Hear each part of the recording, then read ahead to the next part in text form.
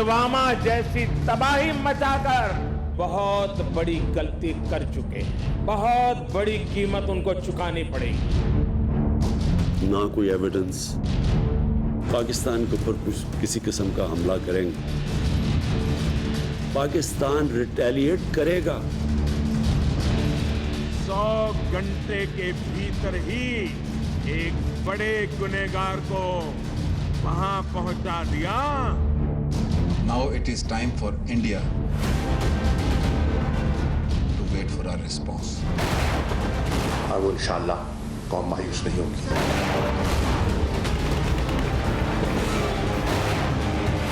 सिर्फ हम ये बताएं हिंदुस्तान को कि हमारे में कैपेबिलिटी है।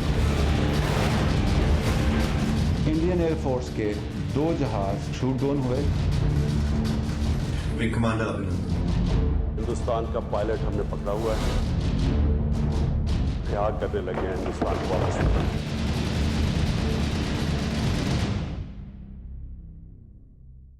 अस्सलाम वालेकुम।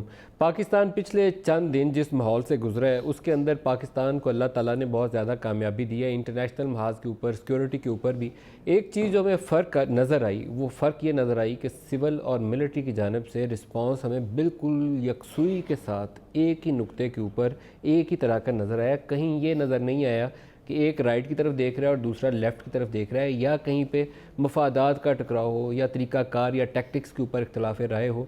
जो भी फ़ैसला लिया गया मीटिंग में डिस्कस किए गई होंगी डिटेल्स, लेकिन जो पब्लिकली पोस्टरिंग की गई, जो यहाँ से रिस्पांस दिया गया, वो एक जैसा था।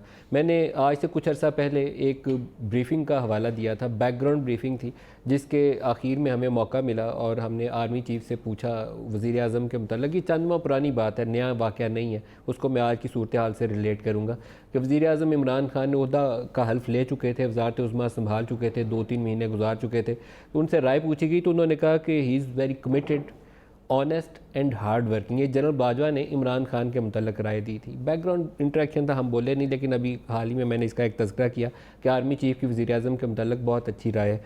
कुछ ही रोज़ पहले हमें इसी सूरत हाल में वज़ीर आज़म से भी मौका मिला बातचीत करने का, वो भी दोबारा बैकग्राउंड इंटरेक्शन था, तो बहुत सारी चीज़ें हमने बोली नहीं, लेकिन एक राय जो मैं यहाँ बताना चाहूँगा प्रोग्राम के अंदर, वो उन्होंने आर्मी चीफ़ के मुतल्लिक़ दी, जनरल बाजवा के मुतल्लिक़। उन्होंने कहा कि मैंने बहुत से आर्मी चीफ़ के साथ इंटरेक्शन हुई है, लेकिन ही इज़ डिफरेंट। ये इमरान खान कह रहे हैं जनरल बाजवा के मुतल्लिक़, बहुत मामला फ़हम है and he is very professional. कोई 2-3 दफ़ा उन्होंने कहा ये मुख्तलिफ हैं, ये बहुत प्रोफेशनल हैं, ज़ोर देकर एम्फसाइज़ किया। तो ये मुझे फ़र्क नज़र आया कि एक सिटिंग आर्मी चीफ़ है जो स्ट्रॉन्गली अप्रिशिएट कर रहा है रोल वज़ीर आज़म का, और एक सर्विंग वज़ीर आज़म है जो शाबाशी दे रहा है कि मेरा आर्मी चीफ़ बहुत प्रोफेशनल है। यहाँ ये नज़र नहीं आया कि हमें किसी ट्वीट के ज़रिए या किसी सोशल मीडिया अकाउंट के ज़रिए एक दूसरे को टॉन्ट करते हुए या एक दूसरे की टांग खींचते हुए। तो ये एक फ़र्क था तरीक़ाकार का, जहाँ कॉन्फिडेंस था, और वज़ीर आज़म ने बग़ैर किसी अल्फाज को चबाए हुए कहा कि सिक्योरिटी के मामलात के ऊपर हम ब्रीफिंग लेंगे, इनपुट लेंगे, फ़ैसला करेंगे, और वो फ़ैसला पाकिस्तानी रियासत का फ़ैसला होगा और उसके ऊपर हम अमल करेंगे। ये कोई मेरे ख्याल में मोस्ट प्रोफेशनल अप्रोच है, जो अमेरिका में भी नज़र आएगी, आपको बरतानिया में भी नज़र आएगी। दुआ गो कि ये तरीक़ाकार आगे भी चले। तो आज इस प्रोग्राम में हम जो पाकिस्तान के ऊपर प्रेशर भी है और जो पाकिस्तान का रिस्पॉन्स गया और आइंदा हमने कैसे डील करना है, उसके ऊपर तवज्जो हम रखेंगे। और जो हमारे साथ मेहमान शख्सियत हैं, फवाद चौधरी वफाकी वज़ीर इत्तलात हैं, और खुशामदीद कहूँगा आपको प्रोग्राम में, और तलाल चौधरी साहब हैं पाकिस्तान मुस्लिम लीग नवाज़ के सीनियर रहनुमा हमारे साथ, आपको भी तलाल साहब खुशामदीद कहूँगा। फवाद साहब, पहले तो आप ही से मैं जानना चाहता हूँ, क्योंकि परहैप्स बहुत थोड़े लोगों का इतना इंटरेक्शन होगा आर्मी चीफ से भी और वज़ीर आज़म से भी, उनमें से एक आप शामिल हैं जिनका इतना ज़्यादा होता है। ये हमें रवैयों का फ़र्क और अप्रोच का फ़र्क नज़र आया, इसकी पर्सनल वजूहात के मतलब या जो इंटरेक्शन है दोनों शख्सियात का, उसके मतलब अगर आप रोशनी डाल सकें। एक तो ये है कि प्राइम मिनिस्टर और आर्मी चीफ दोनों जो है ना, वो 2+2 के आदमी हैं। उनका कोई ये नहीं है कि दिल में और होगा, ज़ुबान पे कुछ और होगा। सो एक तो ये बड़ा अच्छा है, वो जो उनके दिल में होती है वो बात कर लेते हैं, एक कंसेंसस होता है। फिर बात यह है कि दोनों को ये इश्यूज़ नहीं है कि कोई बंदा उनकी राय से मुख्तलिफ राय देगा तो वो उसको पसंद नहीं करेंगे। मैंने दोनों, जो चीफ साहब भी हैं और प्राइम मिनिस्टर साहब भी, दोनों का ये है कि वो बड़ा खुल के बात सुनते हैं और मौका देते हैं कि वो अपनी राय जो भी आपने देनी है वो दे दें। यही चीज़ें होती हैं। 90% चीज़ इसी से होती है कि आप एक माहौल दे दें जिसमें सब लोग अपनी अपनी ओपिनियंस दे सकें, उससे आम तौर पे फ़ैसला ठीक होता है। 99% ठीक होता है, 1% गलत भी हो सकता है। ये तो नहीं हो सकता, कई दफ़ा ज़्यादा ओपिनियंस आ जाती हैं, उसमें गलत भी आ जाता है, जिसको कहते हैं एनालिसिस पैरालिसिस, वो भी हो जाता होगा। लेकिन ये है कि आम तौर के ऊपर इससे फैसले जो हैं वो सही होते हैं। और फिर जाहिर है कि आर्मी चीफ ने और प्राइम मिनिस्टर साहब ने बड़ा क्लोजली काम किया। इतने बड़े चैलेंजेस में जब आप इकट्ठे होते हैं तो फिर एक और भी अच्छा सम मुझे उन दोनों के जो जवाबात थे, ये बैकग्राउंड इंटरेक्शन था, कुछ भी कह सकते थे। ये मुझे सुन के लगा कि एक दूसरे के लिए पसंदीदगी भी मौजूद है पर्सनल लेवल के ऊपर भी। एक तो प्रोफेशनली दोनों के दो ऑफिसेज हैं। जो प्राइम मिनिस्टर साहब ने तो कहा था कि देखें मैंने बड़े आर्मी चीफ्स के साथ इंटरेक्शन किया है, पर इस जैसा तो बंदा ही कोई नहीं है। ये आप उस ब्रीफिंग में मौजूद थे, मैंने इसलिए ये सारी बात यहाँ दोहराई ताकि आपकी ज़बानी तस्दीक हो जाए। और ये 2-3 दफ़ा उन्होंने जोर देकर ये बात कही। उन्होंने कहा ऐसा तो मैंने देखा ही नहीं है बंदा। तो आई होप कि ये जितना अल्लाह ताला ने पाकिस्तान को एक हफ्ता ये कामयाबी दी है सफारती महाज पे भी, सिक्योरिटी के इश्यूज़ के ऊपर भी, तो ये हम इसको लेकर इस कामयाबी को आगे चलें, कंसोलिडेट करें। ये जो कालादम तंजीमों वाला मामला है इसमें और ज़्यादा हमें कामयाबी मिले, क्योंकि ये बड़ी तलवार है जिससे निपटना है आपने। ये बात आपकी बात बिल्कुल सही है। देखिए पाकिस्तान का एक जो निज़ाम है ना वो बड़ा कॉम्प्लेक्स है। यहाँ पे मैं देखता हूँ कई बाहर स्पेशली ज़्यादातर जो वेस्टर्न इन्फ्लुएंस हमारे अपने भी जर्नलिस्ट हैं उनको भी बुरा लगता है कि जी आर्मी और इनमें इतनी क्यों कुर्बत है और इनको चाहिए बस डिक्टेट किया करें, ये है वो है, एक ऐसा माहौल।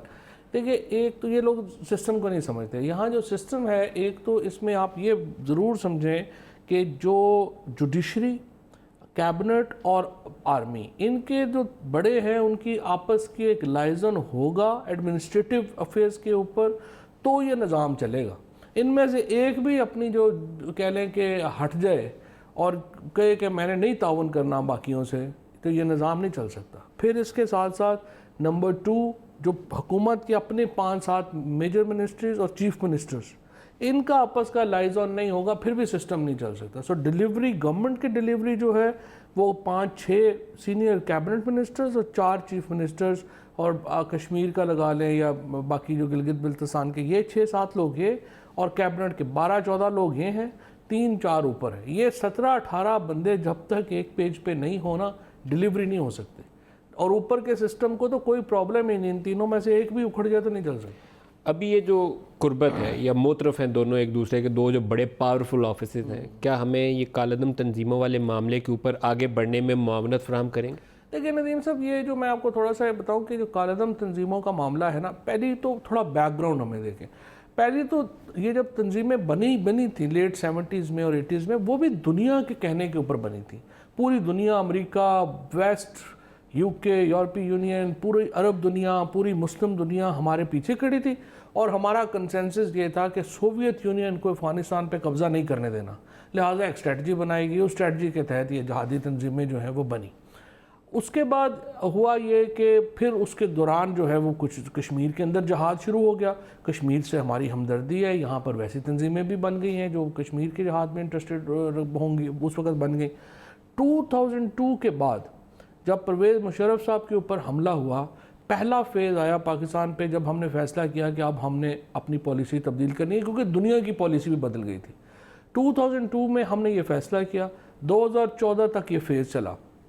उसमें हमने जो अफ़गानिस्तान के अंदर की तंजीमें हैं, जो उधर की, उनसे अपना हाथ खींचा, हमने एक्शंस किए। तालिबान जो उस वक्त हुकूमत में थे उनसे हमने दूरी इख्तियार की, ये सारा किया। 2014 में APS हुआ। APS के बाद नेशनल एक्शन प्लान हुआ और नेशनल एक्शन प्लान में हमने ये वाज़ेह किया कि अब हम किसी भी तंजीम के ऊपर हम उससे जो है वो नाता हमारा नहीं होगा, हम उसको ख़त्म करेंगे। अब उसके बाद बड़ी कामयाबियां भी हुई हैं जिनको हम थोड़ा अंडरमाइन कर देते हैं। मिसाल के तौर के ऊपर जो उस और नेशनल एक्शन प्लान में, और मैं फिर ये भी नहीं कह रहा कि ये कोई PTI की कामयाबी नहीं है, ये पाकिस्तान की कामयाबी है। PMLN की गवर्नमेंट के दौर में ये नेशनल एक्शन प्लान हुआ था, पीपल्स पार्टी के दौर में सवात ऑपरेशन हुआ था। ये तमाम पार्टीज़ का अपना अपना उसमें हिस्सा है, पाकिस्तान का हिस्सा है, पाकिस्तान की फ़ौज का हिस्सा है, इशफाक परवेज़ कियानी का हिस्सा है, जनरल राहिल शरीफ का हिस्सा है, तमाम उसका। अच्छा, उसके बाद आकर 2014 के बाद आकर के अब हमने फ़ैसला किया कि हम कुछ तंजीम के ऊपर नहीं करेंगे। फाटा मर्जर हुआ, बहुत बड़ी बात है। ये कामयाबी छोटी नहीं थी कि हमने कई 100 साल का जो एरिया जो कभी स्ट्रीमलाइन नहीं हुआ, मेन स्ट्रीम ही नहीं हुआ, उसको हमने मेन स्ट्रीम कर लिया कि ये बहुत बड़ी कामयाबी थी। सवात में हमने अमन कर लिया, हर जगह के ऊपर हमने अमन कर लिया। अब आकर के ये हुआ कि वो तंजीमें जो कुछ लूप होल्स रह गए जिनके, या जिनको हम आप ये समझ लें कि ये कह लें कि जो पाकिस्तान में किसी तौर के ऊपर टेररिज्म में मुलव्वस नहीं है, हमने कहा कि हमने अपनी ज़मीन के ऊपर कोई भी ऐसा जो है वो नहीं रहने देना। अब उसके लिए हमने 3 prong स्ट्रेटजी बनाई। एक हमने इकनॉमिक, एक पॉलिटिकल और एक एडमिनिस्ट्रेटिव स्ट्रेटजी। ये फैसला हमने जनवरी में किया था यहाँ नेशनल सिक्योरिटी कमेटी की मीटिंग में, और ये इन लाइन है नेशनल एक्शन प्लान के जो हमने 2014 में किया था।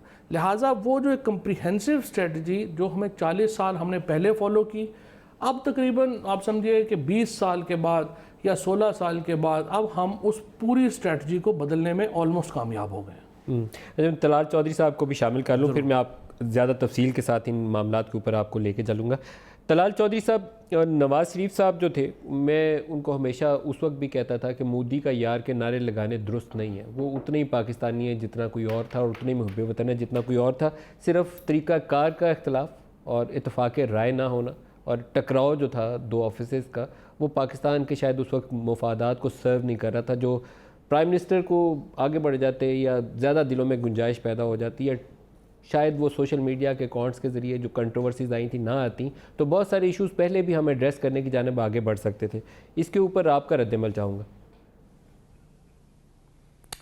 बिस्मिल्लाहिर्रहमानिर्रहीम। देखिए जी, अभी आप इससे पहले भी जो बात कर रहे थे कि आर्मी चीफ और प्राइम मिनिस्टर का इस वक्त जो हैं सिलेक्टेड, उनका बहुत अच्छा रिलेशनशिप है और वो एक दूसरे की तारीफ़ भी करते हैं, एक दूसरे को वो बच्ची अच्छी क्लोज़ कोऑर्डिनेशन है।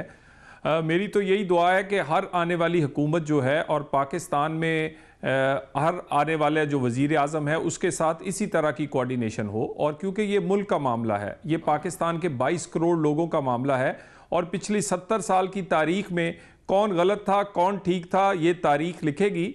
और ये तारीख माजी करीब की बात है। आपको याद होगा कि एक डॉन लीक्स का वाक़या हुआ, आज डॉन लीक्स की तमाम चीज़ों पर अमल दरामद होता हुआ नज़र आ रहा है। चलें, वो किसी जिसने भी ये नारे लगाए उसकी मेहरबानी, मोदी का यार, जिसने भी हमें गद्दार कहा वो भी एक तारीख का हिस्सा है। हमने बहुत कुछ सहा, हमने ये गद्दारी के ताने भी सहे, हम पर हमले भी हुए, स्याही से लेकर गोली तक हम पर चलाई गई और उसके बाद इसी तरह ये तमाम चीज़ें मैं सारी चौधरी साहब सारी चीज़ें गिन रहा हूँ। अगर कहीं किसी जगह गलत हुआ, किसी ने किया, मैंने किया, तो वो भी कोई अच्छा नहीं किया, और अगर आपने कुछ गलत किया तो वो भी कोई आप अच्छा नहीं कर रहे। तो मैं तो ये सारी एक तारीख बयान कर रहा हूँ। तो बात यह है कि आज अगर लोगों को एहसास हुआ कि नवाज शरीफ वाकई कोई विजनरी आदमी था, उसने आज से 4 साल 3 साल पहले जो बात कही थी वो अगर उस वक्त मान ली होती तो शायद आज हम वो जो एक पूरी दुनिया में एक हमारी जग हसाई हुई है या पूरी दुनिया में जो हमें पशेमानी हुई है और हमें बड़ी जवाबदेह होना पड़ा है, वो शायद अगर वक्त से पहले काम कर लिए जाते तो आज तलाल चौधरी साहब, प्रेशर जो आपके ख्याल में बर्दाश्त ना करने पड़ते। तलाल चौधरी साहब, आपके ख्याल में डॉन लीक्स की कंट्रोवर्सी क्यों खड़ी हुई? देखिए, मेरा ख्याल था कि एक तो अब तारीख का हिस्सा है और हमें हर तारीखी वाकया उससे जो तलखी को बढ़ाने की बजाय हमें सीखना चाहिए।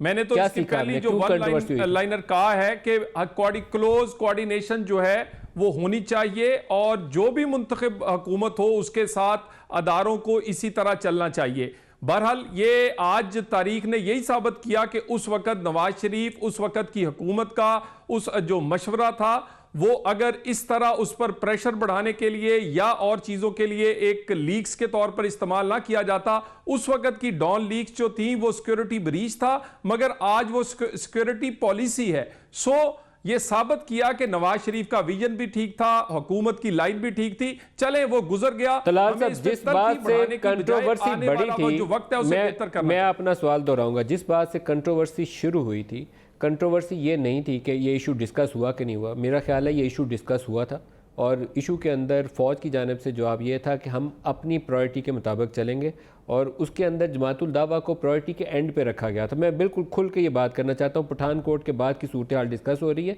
बाद में इसलिए रखा गया था कि जमातुल दावा पाकिस्तान के लिए इंटरनली चैलेंज नहीं था, TTP पाकिस्तान की इंटरनल सिक्योरिटी का चैलेंज था, उसको पहले निपटना था। ये खबर अखबार में छप जाना, जो एक बंद कमरे की मीटिंग थी जिसमें प्राइम मिनिस्टर, आर्मी चीफ, आपका DGI, आपका फॉरेन मिनिस्टर बैठा हुआ था, वो बना था इशू जिसकी वजह से आपस में टकराव शुरू हुआ था। क्या इस कंट्रोवर्सी से बचा जा सकता था?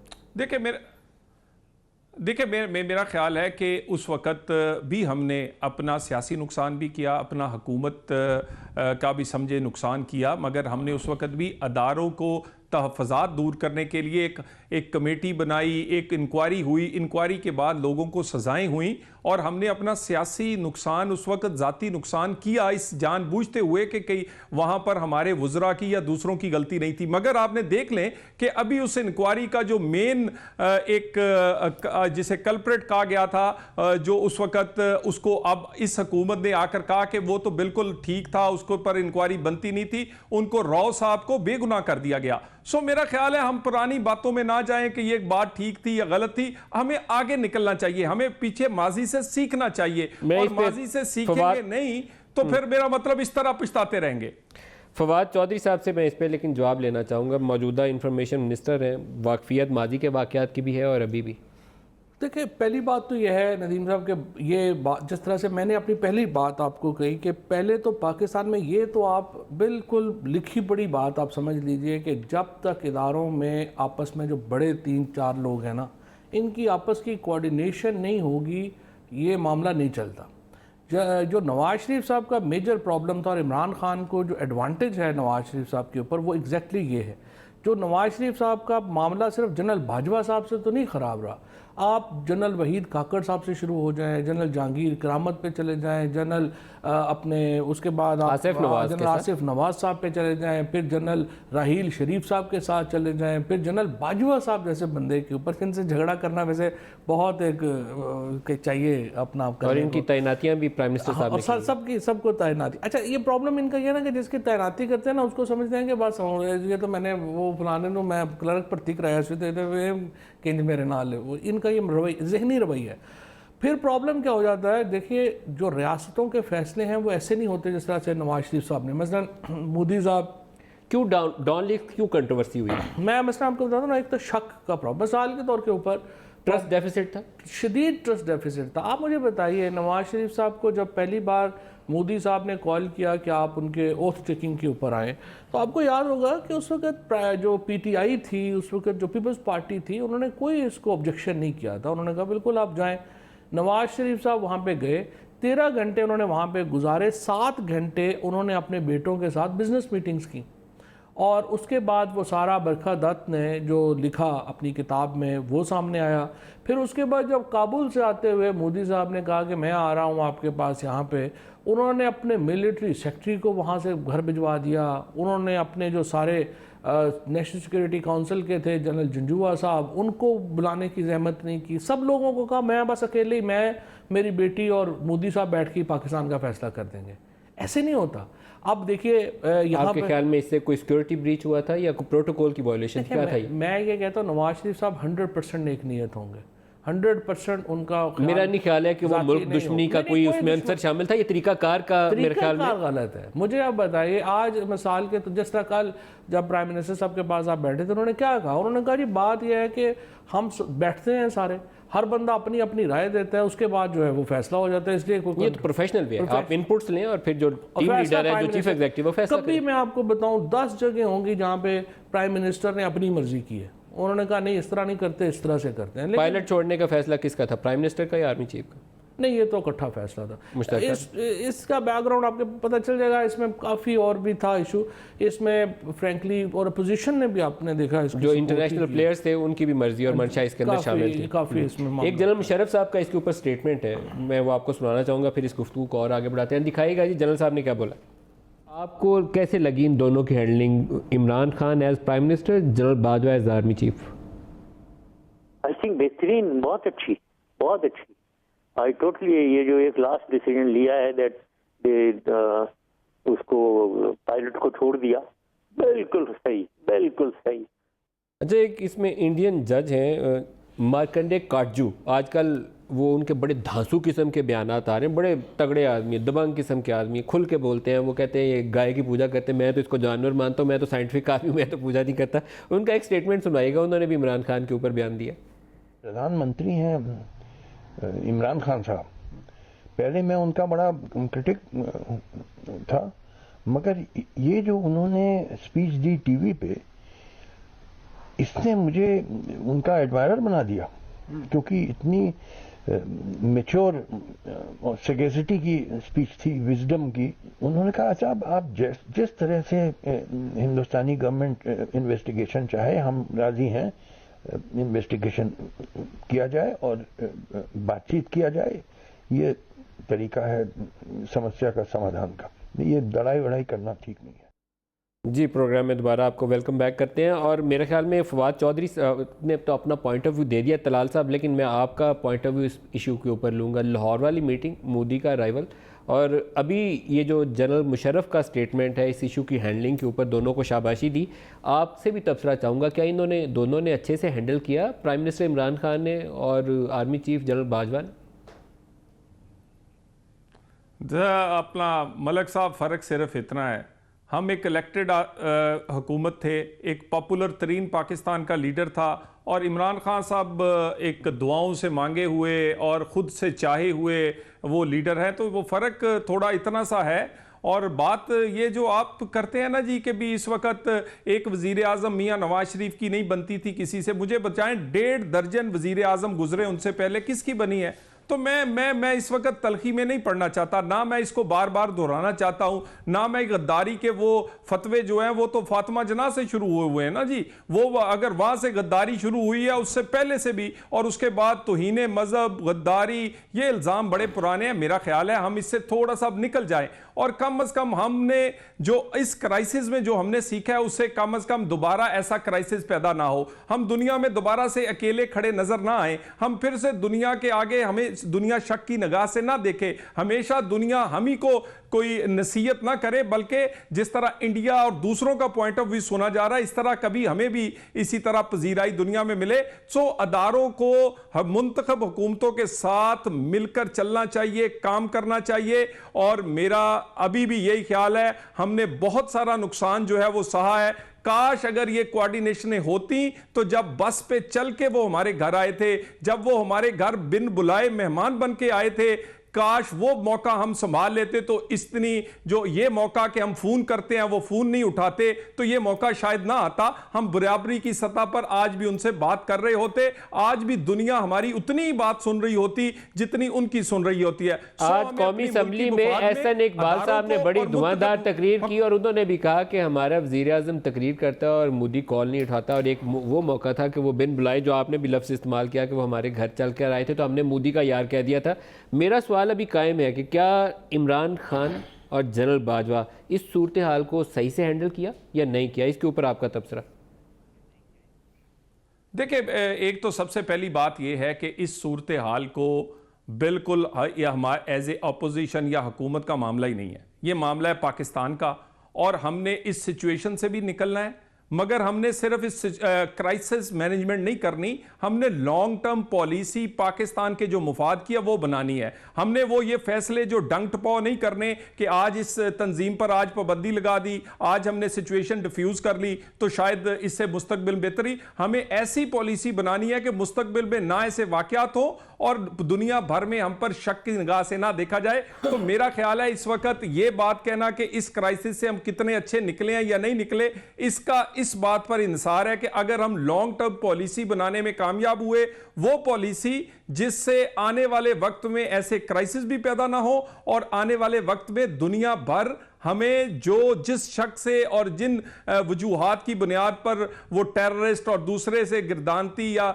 करती है, वो उससे हम निकल आए, तो फिर मैं समझूंगा कि ये कामयाबी है। तलाल चौधरी साहब तो खैर अपना पॉइंट ऑफ व्यू दे रहे हैं, लेकिन मेरा अभी सवाल इसके ऊपर फवाद साहब कायम है। हम एक ऐसी सिचुएशन में हैं जहां आप लोगों का कलीदी किरदार था, नज़र आया हमें, लेकिन चैलेंज जो है वो अभी भी हमारे सरों के ऊपर खड़ा है।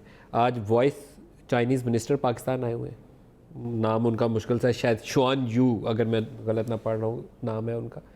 तो क्या रोल है ये जो पाकिस्तान के फ्रेंड ने प्ले कर सकते हैं सूरत हाल के अंदर? देखिए, पहली बात तो मैं जो तलाल बात कर रहे हैं, मैं पहली बात तो उससे एग्री नहीं करता।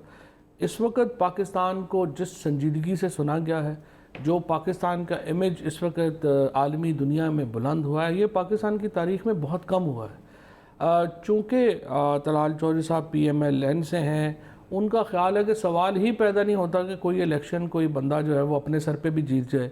इसलिए उनको ये लगता है कि 1,76,00,000 वोट लेके आने वाली पार्टी जो है वो तो जाली मैंडेट से आई है। लेकिन जो जनरल ज़ियाउल हक के जो है उनके पंगुड़े से निकली हुई जो पार्टी है वो जमहूरी पार्टी है, तो जाहिर है कि उसके ऊपर फिर क्या बहस हो सकती है।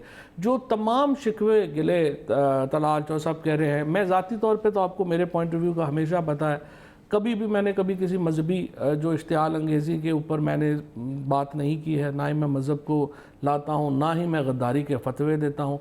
लोग हैं पार्टीज़ में जो कि देते हैं, और इसकी इब्तदा अगर तलाल चौधरी साहब देखेंगे पाकिस्तान की सियासत में तो बेनज़ीर भुट्टो शहीद के ख़िलाफ़ हुई थी, और अल्हम्दुलिल्लाह इन्हीं की पार्टी ने तमाम बुरी रवायात, चाहे हॉर्स ट्रेडिंग की रवायत हो, चाहे फ़ौज के साथ मिल के हुकूमत करने की रवायत हो, चाहे अपने मुखालफीन के ख़िलाफ़ मजहबी कार्ड, और अभी फिर ये बाज नहीं आए। कल भी आपने देखें कि इन्होंने किस तरह से अयाज सादक साहब और एहसन इकबाल जिन्होंने सफ़र किया है मजहबी, उन्होंने फिर जो है वो मजहबी कार्ड इस्तेमाल किया फैसल के ऊपर, जो बिल्कुल मैं समझता हूँ ज़्यादती की बात थी। किसी से भी स्लिप ऑफ टंग कहीं पर भी हो सकती है, और उसने माजरत की, उसने माफ़ी मांगी है इसके ऊपर, लेकिन ये फिर भी बाज नहीं आए।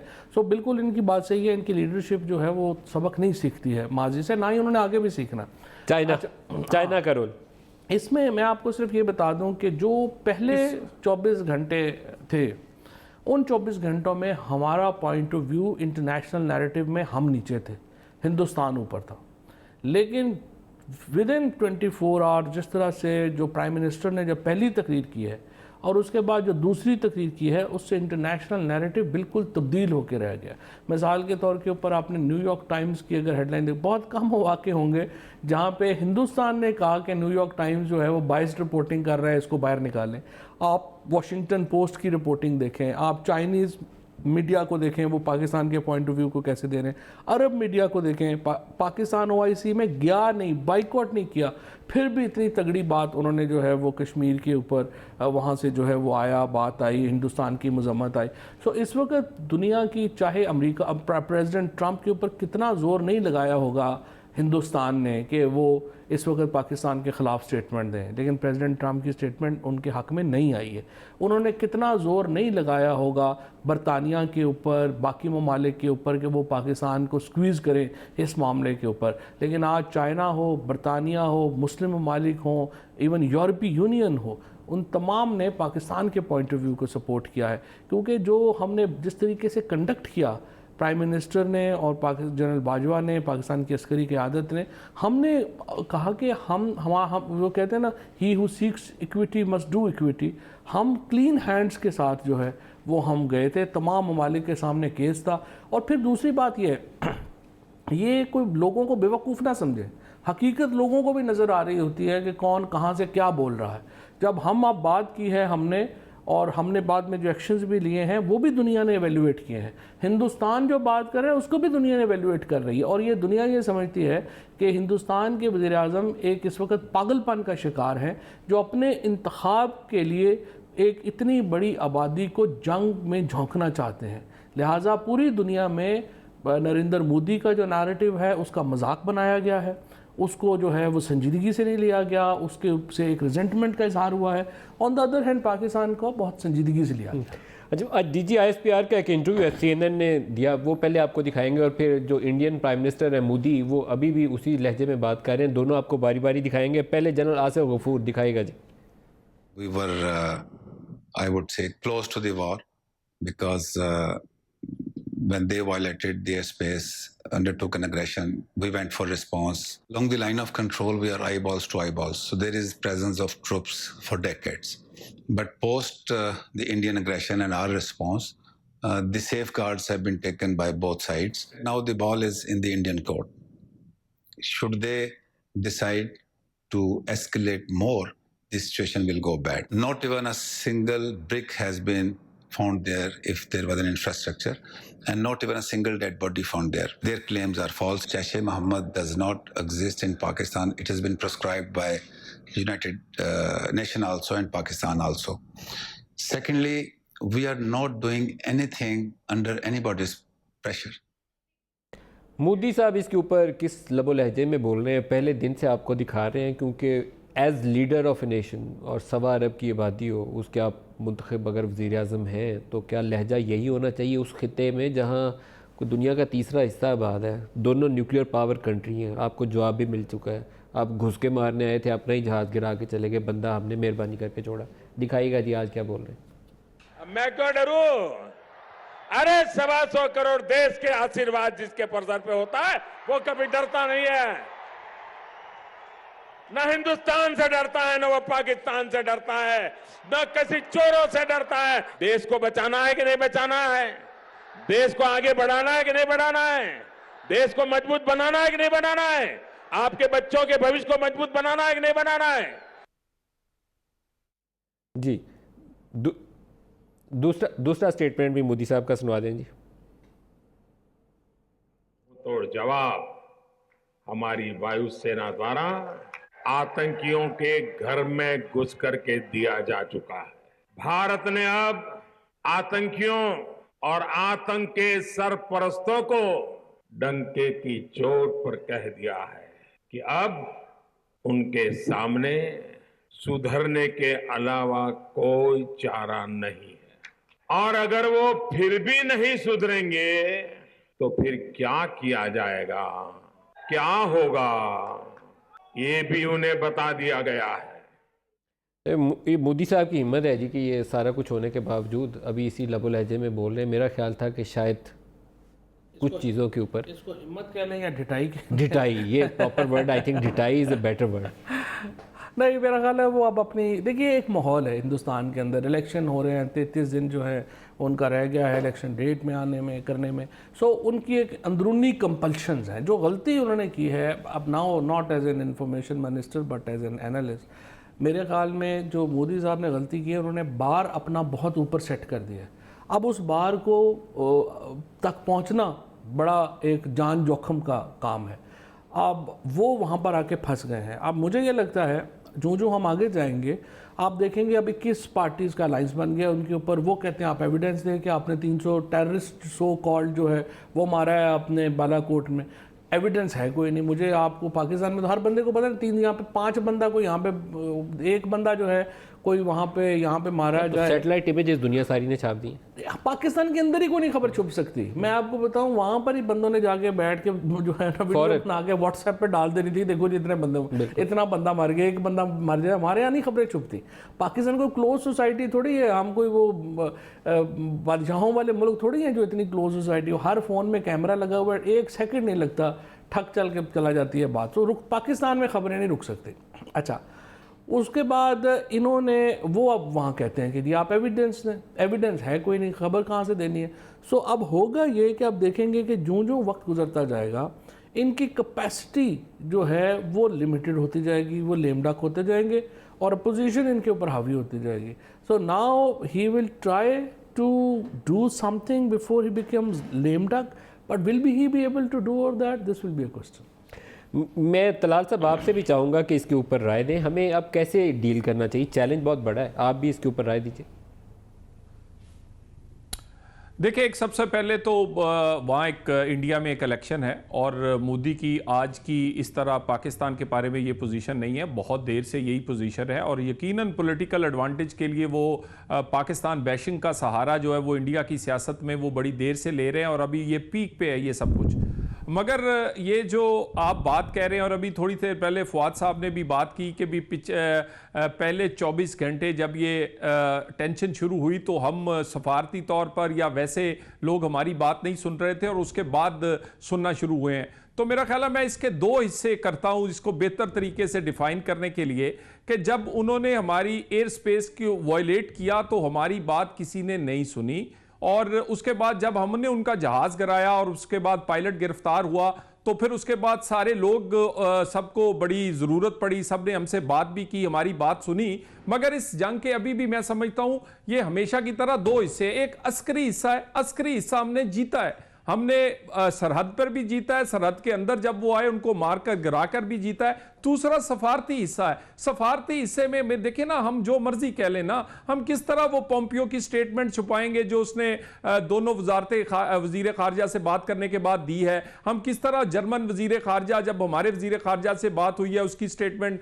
किधर लेकर जाएंगे। बहुत सारे हमारे ऐसे दोस्त हैं, वो उस वक्त में बोले या नहीं बोले। तो सर हमें, मेरा ख्याल है, क्रिटिकली जायजा लेना चाहिए। हमें सफारती लिहाज से अपनी चीजों को, एफर्ट्स को बेहतर करना होगा और उसके लिए अपनी इंटरनल सिक्योरिटी पॉलिसी जो है, जो अब हमने एक इवेंट की वजह से अगर बनाई है तो मुझे नहीं पता।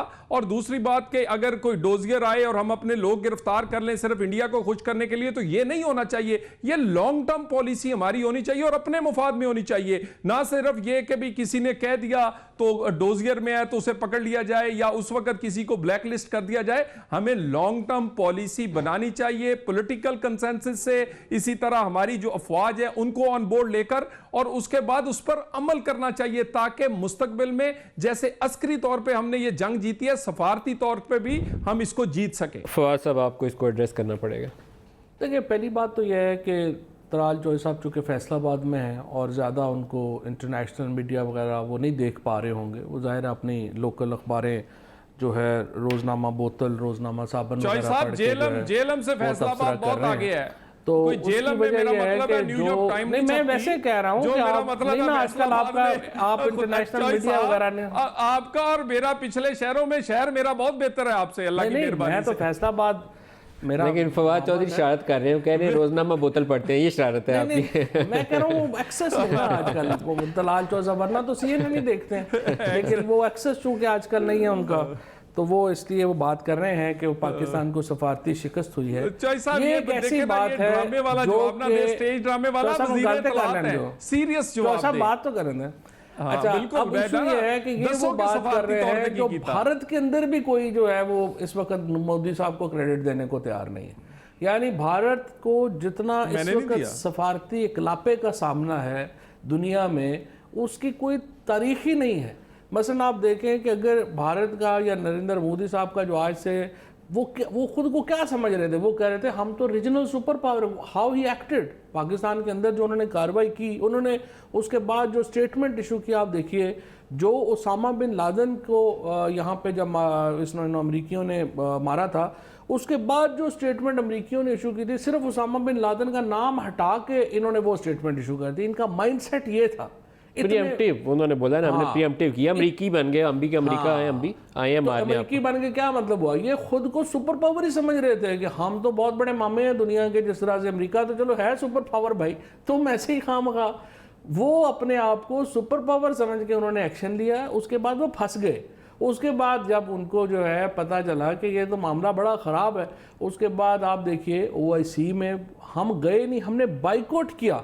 लेकिन OIC को बहुत शाबाशी ना दे, उनकी जो डिक्लेरेशन है, उनकी डिक्लेरेशन के अंदर उन्होंने बड़ा, हमने उसको बाइकआउट भी तो किया ना, उसके बाद भी आया।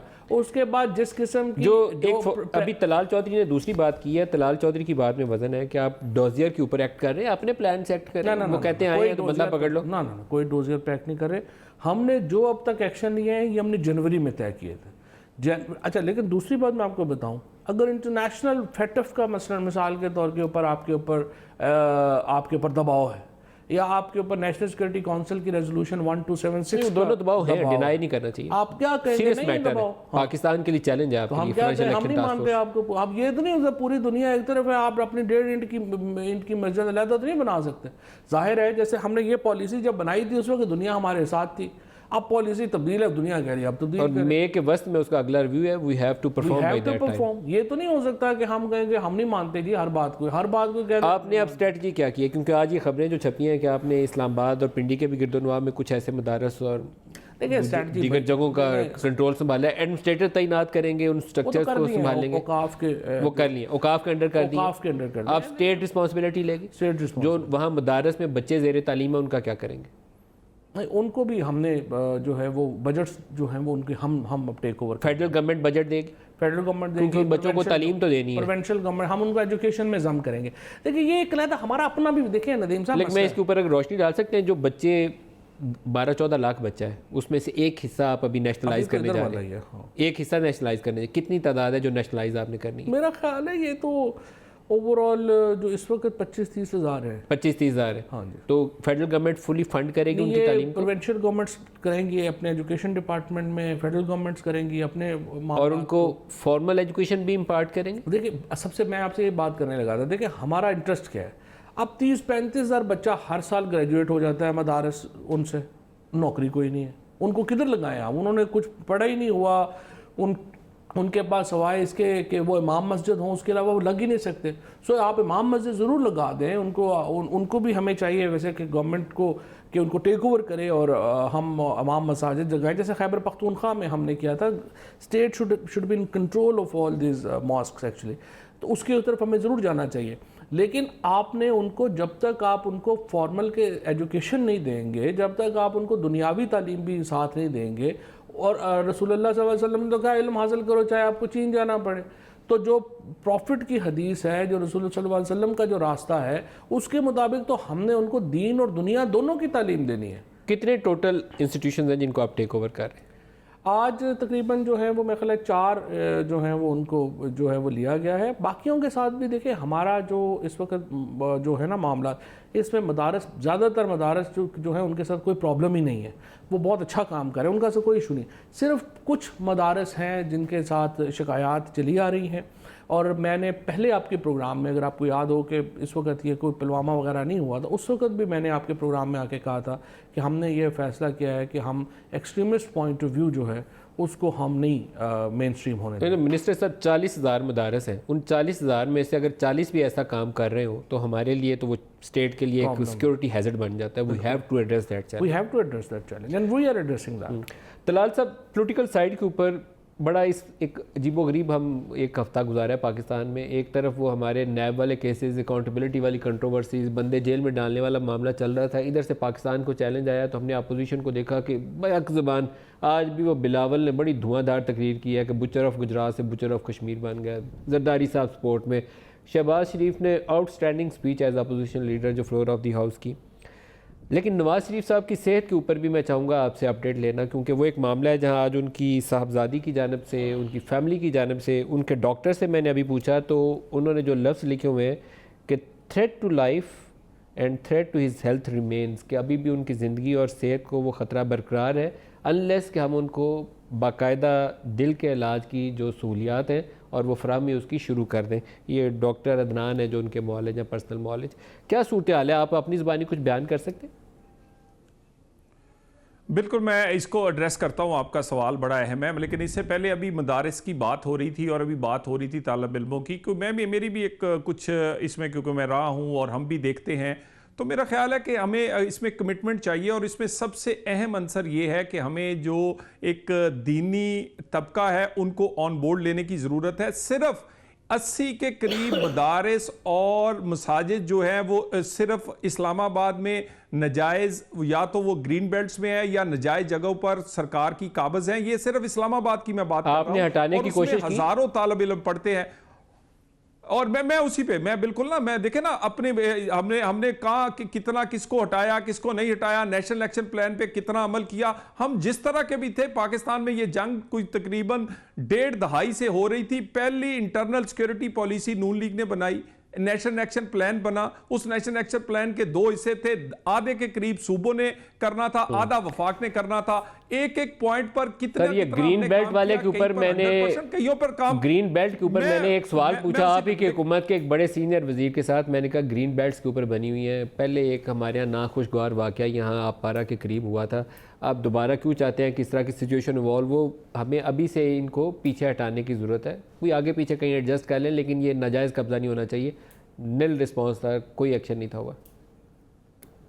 नहीं, देखिए मैं उसकी एक एक डिटेल में जाए कि कहाँ से हटाए गए, कहाँ तक हमने उन्हें बढ़ने नहीं आगे दिया, जो पहले से बने हुए हैं। और ये 1980s से यह बनाए गए हैं और 80s के करीब जब अफगान वॉर थी तब से ये। तो मैंने कहने का मतलब ये है कि हमें सबसे पहले जो शोकेस करना है वो अपने कैपिटल को करना है, और इसी तरह फिर आहिस्ता आहिस्ता पूरे मुल्क में। और इसमें बड़ी अहम बात है, सिर्फ इस पॉइंट स्कोरिंग से हटके कि दीनी जो एक तबका है हमें उसको ऑन बोर्ड करना है। और ये बड़ा काम नहीं है, सिर्फ 18 18 से 19 लाख बच्चे हैं, और अगर हम अपने सरकारी स्कूलों में बच्चे देखें तो इससे बहुत ज्यादा जो ने ऑलरेडी हुकूमत मुफ्त तालीम भी दे रही है, किताबें भी दे रही है और बहुत कुछ भी दे रही है। रियासत अपनी जिम्मेदारी पूरी करेगी, रियासत की जिम्मेदारी है इन बच्चों को तालीम दे। मैं मुकम्मल इस पॉइंट ऑफ व्यू पे आपको सपोर्ट करता हूँ, रियासत जिम्मेदारी उठाए, फेडरल गवर्नमेंट जो है वफाक को अगर कर सकती है इसके ऊपर मदारिस फ्री सारे फॉर्मल एजुकेशन स्कूल बनाए, जरूर करना चाहिए, 100% आपको सपोर्ट कर रहा हूँ।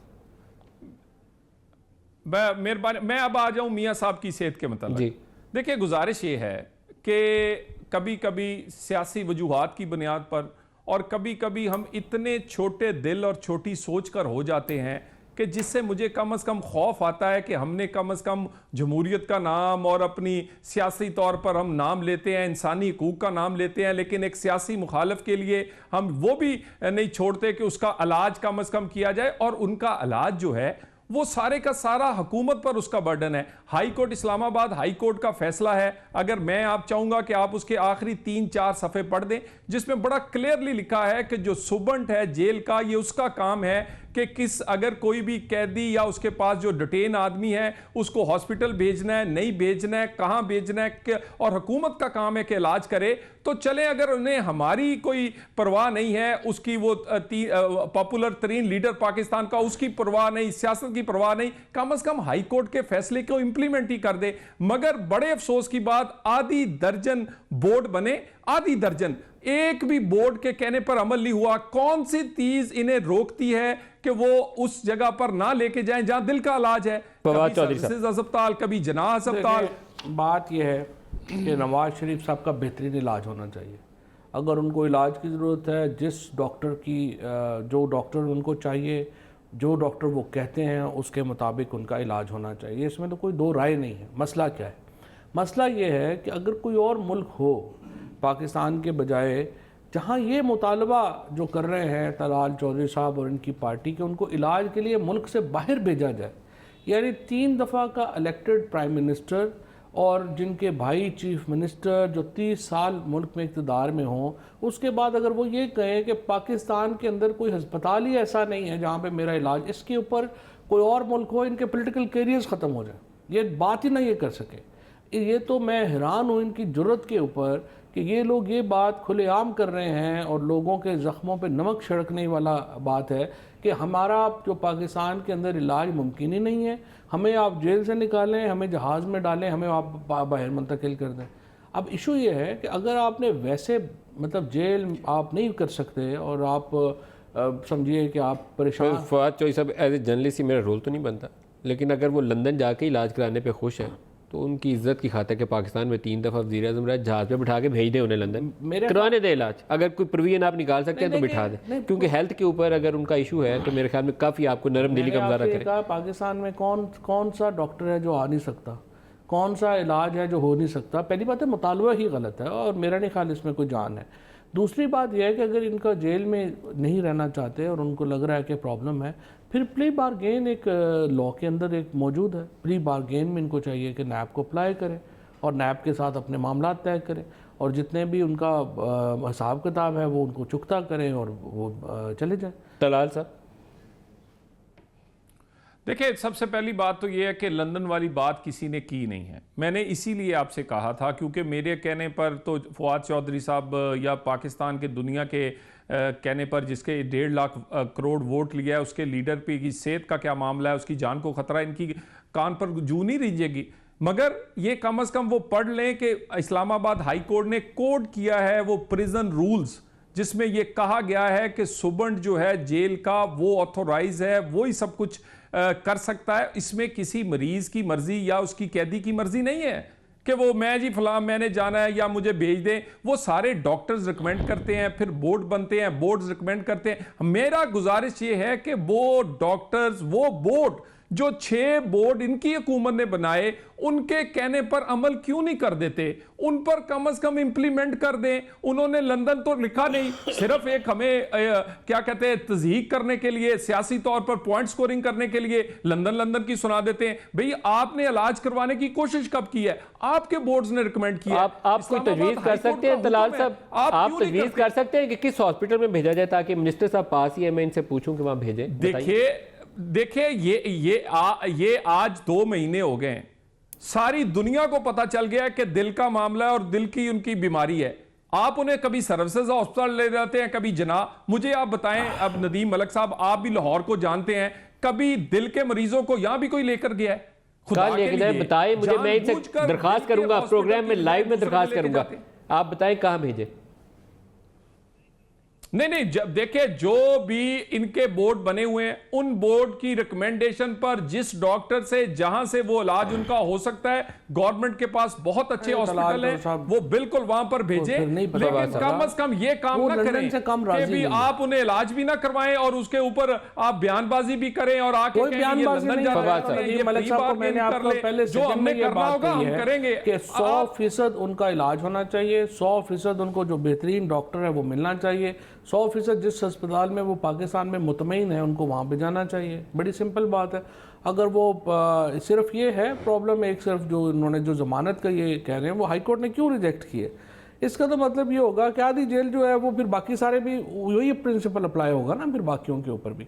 अब इशू ये है कि अगर ये PIC जाना चाहते हैं, सर्विसेज हॉस्पिटल और PIC का तो एक ही कंपाउंड है, लेफ्ट पे PIC है, उसके ऊपर वो है, वहाँ पे उनका डॉक्टर आया है, उन्होंने चेकअप किया है। अभी भी अगर आप समझते हैं और मेडिकल बोर्ड ये कह रहा है कि उनको जो ज़रूरत है 100% पंजाब गवर्नमेंट को, मैं भी उनसे चीफ मिनिस्टर साहब से भी बात कर लूँगा कि जो भी उनको सहूलत चाहिए आप उन्हें पंजाब हुकूमत से दरखास्त करिए कि उन्हें पंजाब इंस्टीट्यूट ऑफ कार्डियोलॉजी तो मुंतकिल करें, क्योंकि जो अभी खबरें साहब को कहे ना मरियम बीबी से और बाकियों से बात करके तो एक दरखास्त डाल दें उसके ऊपर। नहीं, ये तो जेल सुप्रीडेंट भी काम कर सकते हैं, उन्हें कार्डियोलॉजी इंस्टीट्यूट तो मुंतकिल करवाएं ताकि उनका इलाज में औलजा तो शुरू हो। 100% अगर उनको जरूरत है तो ये एक्सक्यूज नहीं होना चाहिए कि ये इनसे दरखास्त की जाए, इनकी मिन्नत की जाए, इनसे भीख मांगी जाए। ये पॉइंट नहीं तो हमें इल्हाम तो नहीं होना ना भाई, वो जाहिर है डॉक्टर मेरी गुजारिश सुने वो नहीं, लेकिन इस पे आप graciously as a federal government आप एक्ट करिए, आपने सूबाई हुकूमत को बोलिए कि उन्हें Punjab institute of cardiology check कर लेते हैं क्या सिचुएशन है, बिल्कुल कर लेते हैं। करिए, मेरे ख्याल में कुछ अच्छे जेस्चर सियासत में काम आते हैं, आपका भी जेस्चर अच्छा गिना जाएगा। जेस्चर लंदन तो काटा ले जेस्चर में नहीं ये मानते ना, असल तो प्रॉब्लम ये है पैसे भी नहीं दे रहे, बाहर भी जाना है, रहना भी वहाँ पे है, बच्चे बाहर हैं, समधी बाहर है, उनको भी नहीं बुलाना। ये भी फिर पाकिस्तान के लोगों का पैसा है ना, जिस तरह से आपने देखा था PM साहब ने क्या कहा था कि वो तो अभी भी बड़े पक्के थे, बड़े पक्के डिटरमेंट थे। तो ये PM फिर वो फेक अकाउंट्स वालों पे भी पकड़ेंगे। हाँ वो तो ये मार्च के महीने में सुन रहे थे हम, आपने केस लगा के तो गिरफ्तारी कर ली, वो तैयारी है उसकी। देखो ये बात मैं आपको बताऊं, PM साहब जो है वो इस पे बड़े, उनका एक हार्डलाइन है, वो कहते हैं ये पैसे पाकिस्तान के लोगों के हैं, ये कोई हमारे होते हैं। जो कल उनके अल्फाज थे वो पूरी मीटिंग में बड़े नरम दिल थे और बड़े ठंडे थे और सॉफ्ट थे, लेकिन इस इशू के ऊपर आके वो दोबारा इमरान खान बनाने वाले बन गए थे, गर्म हो गए थे। तो इस पे उन्होंने नहीं, देखो उस पे नहीं उन्होंने कंप्रोमाइज़ करना। ये बार बार असल में तो ये सारे NRO ही मांग रहे हैं। आज भी मैं कह रहे थे, बिलावल साहब की तकरीर थी कि नोबेल जो है वो क्यों दें, मैंने कहा ये पूरी अपोजिशन निशाने पाकिस्तान, नोबेल, सारे अवार्ड इमरान खान को दे दे अगर इनको वो NRO दे दे, वो उसने देना नहीं है, इसलिए ये इनका रोना पिटना जारी रहना है। तो तवक्को रखें कि मार्च के महीने में फिर दूसरी गिरफ्तारियां भी होंगी। ज़रूर गिरफ्तारियां तो होंगी, गिरफ्तारियां नहीं रुकनी, इस सिचुएशन में भी टलेंगी नहीं। नहीं गिरफ्तारियां वारियां नहीं टलनी। तलाल साहब देखिए, मेरी गुजारिश ये है कि ये जो मर्जी ये कह लें, कम से कम NRO कह लें, ये मियाँ नवाज शरीफ से सेहत से खेल लें, लेकिन बहुत सारे ऐसे सवाल हैं उनका जवाब आखिरकार ये या नहीं देंगे, ये इस तरह बयानबाजी से अपने आप को छुपाने की कोशिश करेंगे। लेकिन पाकिस्तान की गलियों में जब ये जाएंगे तो लोग इनका बहुत इस्तकबाल करेंगे। वो बिजली का बिल हो, वो गैस का बिल हो, वो महंगाई हो, वो बेरोजगारी हो, वो पाकिस्तान, वो सारी चीजें जो है नलायकियां छुपाने के लिए NRO नलायकी छुपाने के लिए इस तरह के शोर मचाते हैं। भाई ये एक छोटी सोच की ये कासी करता है, वो भागना चाहता है, वो लंदन जाता है, उसकी बीवी आखिरी सांसें ले रही थी, वो उसको छोड़ के जेल जाने के लिए आया अपनी बेटी को साथ लेकर। ये कहते हैं जी वो जाना चाह रहा है। ओ खुदा के बंदो, जाने वाले टाइम गुजर गए हैं, अब जाना आपने है, हमने कहीं नहीं जाना। अगर जाना होता और हमने कोई डील और कोई ऐसा डील वाले मामले होते तो वो हमने बहुत इन्होंने कहां जाना है भी लिया है और वो वाले वक्त गुजर गए हैं। फवाद साहब ने कहां जाना है? नहीं, वो नवाज शरीफ साहब की बात, चौई साहब ने तो हुण आखिरी जमात साडी रहंदी, साडे नाल आउणा इंशाअल्लाह ताला, देख लेना तुसी एक दिन साडे नाल आउणा। क्लोजिंग रिमार्क्स फवाद चौधरी साहब। जमात रही कोई नहीं गई, फारूक हो गए तुसी। अच्छा बात यह है कि ये मैंने तो जिस तरह से पहले ये कहा है कि इंशाल्लाह हम पाकिस्तान जो है वो अमन की तरफ जा रहा है, पाकिस्तान में हमारी जो पॉलिसी है वो कामयाब हो रही है।